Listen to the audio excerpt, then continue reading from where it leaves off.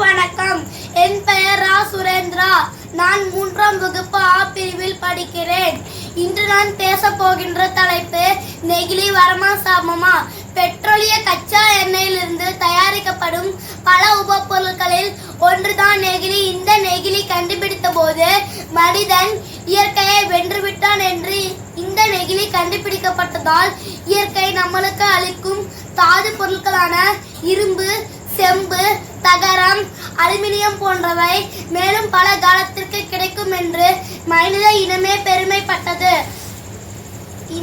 இந்த மகிழ்ச்சி எல்லாம் அரை நூற்றாண்டு காலத்தில் மறைந்து நெகிழி மனிதனத்திற்கு மட்டுமின்றி உலகில் வாழும் அனைத்து உயிரினங்களுக்கும் என் உலகத்திற்கே மிகப்பெரிய அச்சுறுத்தலாக மாறிவிட்டது. இறைவனின் படைப்பில் அனைத்து உயிரினங்களும் மக்கும் தன்மையின. அதனால் கழிவுகள் மலை போல் குமியாமல் காப்பாற்றவும் செய்கின்றன.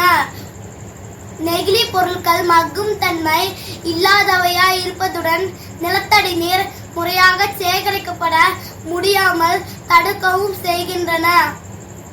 சராசரியாக ஒரு நெகிழி பை மக்குவதற்கு குறைந்தது 1000 ஆண்டுகள் கூட ஆகலாம் என்று ஆராய்ச்சியாளர்கள் பயமுறுத்துகிறார்கள்.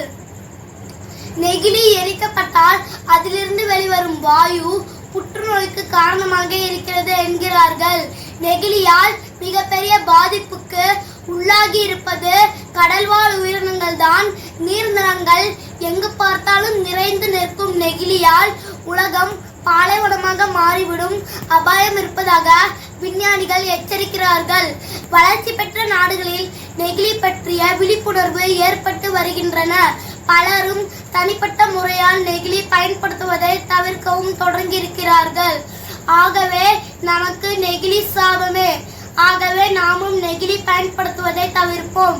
இந்த வாய்ப்பை ஏற்படுத்தி கொடுத்த தமிழ் ஒலிம்பியாட் நிறுவனத்திற்கு நன்றி.